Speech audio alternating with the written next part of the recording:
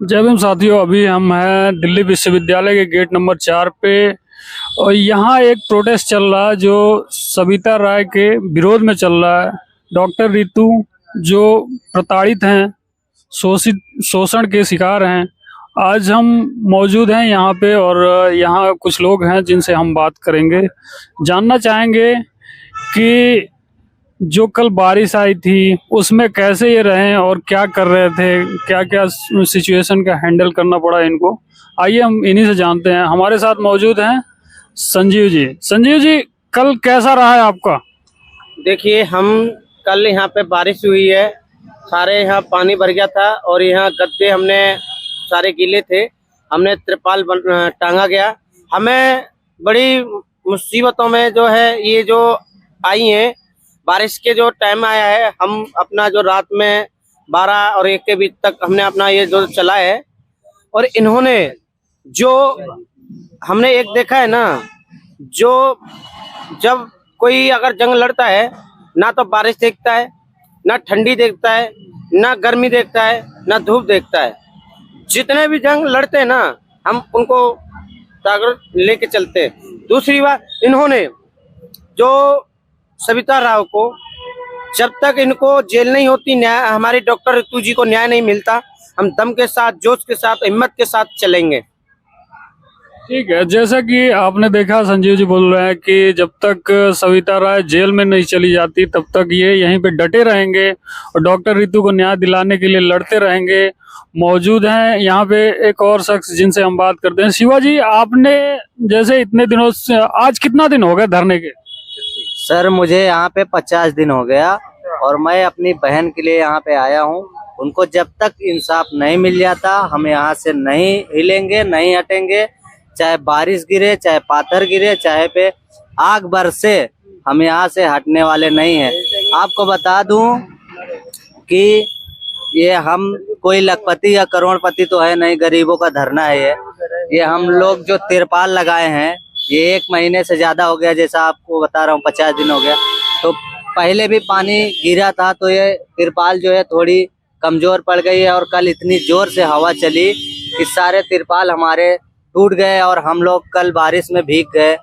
और ये देख सकते हैं, ये जो सविता रॉय है, इसको समझ में नहीं आ रहा है क्या है, और हमारी जो सरकार है उसको भी नहीं समझ में आ रहा है। लेकिन हम जब तक न्याय नहीं पाएंगे तब तक यहाँ से हटेंगे नहीं। यही हमारा अटूट एक वो है। यही आपने संकल्प ले लिया है कि जब तक न्याय नहीं तब तक यहाँ से जाना नहीं।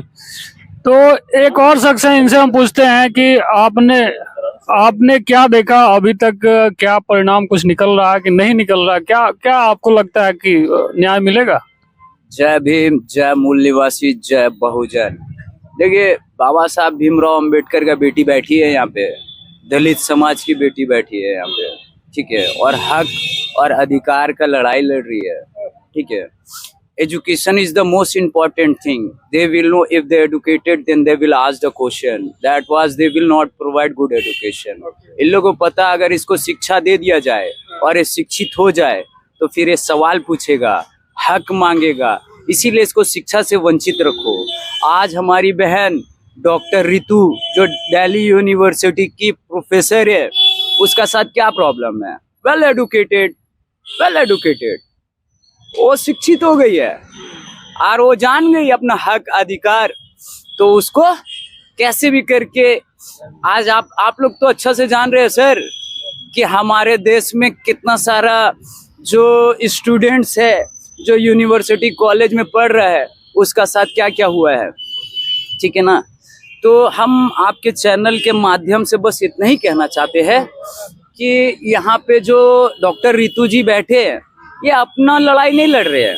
अगर कोई ये सोच रहा है कि डॉक्टर रितु अपना जॉब के लिए लड़ रही है, इज नॉट, उसका गलतफहमी है ये। वो जॉब का लड़ाई नहीं लड़ रही है, वो मिशन सेफ कॉन्स्टिट्यूशन का लड़ाई लड़ रही है। Mission safe constitution. आज जो भी हम लोग का हक, क्या माना जाए, ये जो हक अधिकार की जो लड़ाई लड़ रही है, ये पूरे देश के लिए लड़ रही हैं, पूरे देश की बेटियों के लिए लड़ रही हैं, सबके लिए लड़ रही हैं। बेशक इसमें SC, ST, OBC, minority, everyone आप कह रहे हैं इसमें सारे हैं, SC ST OBC माइनॉरिटी सारे हैं, पर वो आते क्यों नहीं, दिखते क्यों नहीं है रोड पे? क्यों, क्या वो केवल लड़ने के लिए ही है या फिर? सर ऐसा किसने कहा है कि वो लोग आते नहीं है और दिखते नहीं है? मैं टाटा नगर जमशेदपुर झारखंड से आया हूँ यहाँ पे, ठीक है, और यहाँ पे इतने सारे लोग। आप इतने दूर से चल गए हैं? ये तो कुछ भी नहीं है सर। अगर बात होता ना देश का और देशवासी के लिए, अगर बात होता तो अमेरिका भी हम लोग चल जाए। ये तो अपना देश का एक स्टेट से दूसरा स्टेट आए हैं। जब यहाँ हक अधिकार की बात आएगी आप अमेरिका तक भी पहुंच जाएंगे, कोई चाहे वो कहीं भी है। अरे कहीं दुनिया का कोई कोना, हम लोग का बाप डॉक्टर बाबा साहब भीमराव अंबेडकर जो झंडा गाड़े है ना, आज देखिए परेशानी किसको है और क्यों है, ये बात को जान लीजिए। ये संविधान अगर कोई सावरकर का औलाद लिखा होता तो आज ये सारा ग्रंथ जो धार्मिक ग्रंथ है वो सारा ग्रंथ से सबसे ऊपर होता। लेकिन आज यहाँ पर मसला क्या हो गया मालूम है? ये संविधान हम ये देश का मूल निवासी बहुजन एक दलित समाज के डॉक्टर बाबा साहब भीमराव अंबेडकर लिख दिए। इसी बात का तो तकलीफ है। इस बात का तकलीफ है उन्हें? हाँ एकदम। अभी तक का हम लोग का संविधान 100% लागू नहीं हुआ है और कुछ बाबा लोग बोलते हैं इसको हम चेंज कर देंगे, हटा देंगे। तो तुम मजाक में कर रहे हैं हम लोग का साथ? जिस दिन बाबा साहब भीमराव अंबेडकर का संविधान 100 प्रधानमंत्री के भी जिस दिन 100% डॉक्टर बाबा साहब भीमराव अंबेडकर का बनाया हुआ संविधान ये देश में लागू हो जाएगा ना, उस दिन कोई गरीब को बदलने की बात आ रही है। सब वो जो है विवेक देवराय जो है प्रधानमंत्री के सलाहकार हैं, उन्होंने बोला है, ऐसा एक बयान छपा था कि संविधान को बदल देना चाहिए। वो लोग वार्निंग दे रहे, वार्निंग। नेक्स्ट टाइम कुछ भी बोलना सोच समझ के बोलना।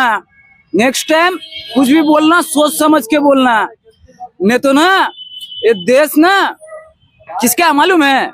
नेताजी सुभाष चंद्र बोस। और वो क्या बोले मालूम? तुम मुझे खून दो मैं तुम्हें आजादी दूंगा, ठीक है। और हम लोग कौन मालूम? आजाद हिंद। अरे देश किसी का बाप का जागीर नहीं, याद रखना। ये देश का मूल निवासी बहुजन का है। अभी हम लोग का देश में मणिपुर में कई मेहनत से जल रहा है वो मणिपुर। एक ट्वीट, एक कहीं स्टेटमेंट दिखा दीजिए, कहीं पर भी आप सुने? लंगा घुमाया गया आदिवासी को वहां पे। और वो कौन थी मालूम है? किसने नहीं ट्वीट किया? आप कहना क्या चाह रहे हैं? एक्स आर्मी ऑफिसर की बेटी जो सरहद में 24 घंटा सर पे कफन बांध के हम लोग के लिए खड़े रहता है, उसका बेटी को लंगा घुमाया गया, ठीक है। तो हम एक ही बात कहना चाहते हैं कि ये देश ना मूल निवासी बहुजन का है। आपको मणिपुर में पहाड़ में रिसोर्स मिल गया, खनिज पदार्थ मिल गया, तो आप लाला लोग को देने के लिए आदिवासी लोग को जल जंगल जमीन से बेदखल कर दीजिएगा? अच्छा, ये रणनीति है जो बेदखली करने का वहां से? देखिए सर, हम जो स्टेट से आते हैं ना, वो स्टेट के वीर शहीद बिरसा मुंडा जानते हैं ना, 25 साल का उम्र में ब्रिटिश एम्पायर का वाट लगा दिए थे। 25 साल की उम्र में तीर धनुष से, ठीक है। और आज तो आप सोच नहीं सकते हैं, बिरसा मुंडा को झारखंड में भगवान माना जाता है। हाँ भगवान। मेरा आदिवासी भाई बहन लोग उनको भगवान मानता है। क्यों मालूम? वो हक अधिकार के लिए ना ब्रिटिश एम्पायर से भी समझौता नहीं किए थे। जल जंगल जमीन जिस पे आज है ईस्ट इंडिया कंपनी का दलाल लोग कब्जा करके बैठा हुआ है, ठीक है। आखिरी मैसेज हम लेना चाहेंगे संजीव जी से। संजीव जी, आप मैसेज क्या देना चाहते हैं जो यहाँ पे अभी नहीं मौजूद हैं, जो नहीं आ पा रहे हैं, उनके लिए क्या कहना चाहेंगे बहुजन समाज के सभी लोगों के लिए? देखिए, बहुजन समाज को मैं यही संदेश देना चाहता हूँ इस बेटी के साथ में। ये आज एक बेटी की लड़ाई नहीं है, डॉक्टर ऋतु की नहीं है, जो पिछली बेटियों के साथ में जो गलत हुआ है और उनके आने वाले जो समय जो है इनकी बेटियों के साथ में अगर होगा, वो डॉक्टर ऋतु खड़ी मिलेंगी। आपने देखा होगा अनिल कुमार की जो हत्या की गई, उनके परिवार वालों को जो सुसाइड का जो सूचना दी गई, ये सूचना ही हत्या थी। उनका भी है, हम साथ है, उनका परिवार भी यहीं बैठा था, उनकी भी लड़ाई लड़ रहे हैं। जितनी जो पिछली वाली जो घटना हुई है उनकी भी लड़ाई लड़ने। सर अभी हमारे देश में G20 हुआ, आपको मालूम है सर, G20 जो है इसका परमानेंट सदस्य जो है ये रशिया है। रशिया जो है G20 का परमानेंट मेंबर है। वो अपना देश में जब G20 करवाए थे ना, 172 करोड़ खर्चा किए थे, 172 करोड़। और सुन लीजिए, हम लोग का भारत सरकार 964 करोड़ दिया था खर्चा करने के लिए। अभी हम और खर्चा कितना किया गया मालूम है? 4200 करोड़। बातें करने को बहुत है आपके पास, लेकिन मैं चाहूंगा कि अभी हम जहाँ मैं सुनिए का पैसा मैं चाहूंगा कि जो सब आया कि 4200 करोड़ कम नहीं होता सर। ठीक है, कितना गरीब को सर को ऊपर छत आ सकता था, कितना मजदूर को उसको जॉब मिल सकता था। मैं चाहूंगा कि आज जहां हम मौजूद हैं वहीं की बातें करें, बाकी जो अन्य किसी वीडियो में बात करेंगे। अभी हम 27 ठीक है, मैं 2700 का ना मंडपम बना था। देखिए, अभी चाहूंगा कि जो 131 MLA सांसद जो बैठे हैं, जो विधायक बैठे हैं, SC समाज के हाई कास्ट के जो बैठे हैं, अगर उनको नीचे ला दिया जाए तो क्या ये सरकार गिरेगी नहीं? बताइए ना। क्यों ये बात करते हैं जब चुनाव में जाते हैं ना, दलित समाज के साथ में जाते हैं, क्या उनके हम संसद में आवाज उठाने का काम करेंगे? वही आज ये देखो ना, कहाँ संसद में आवाज उठा रहे हैं, वो कहाँ उठा रहे हैं? वो उनकी चापालोसी करी जा रही है। तो कुल मिला के यही है कि सभी के अंदर रोष है और सभी चाहते हैं कि डॉक्टर रितु को न्याय मिले।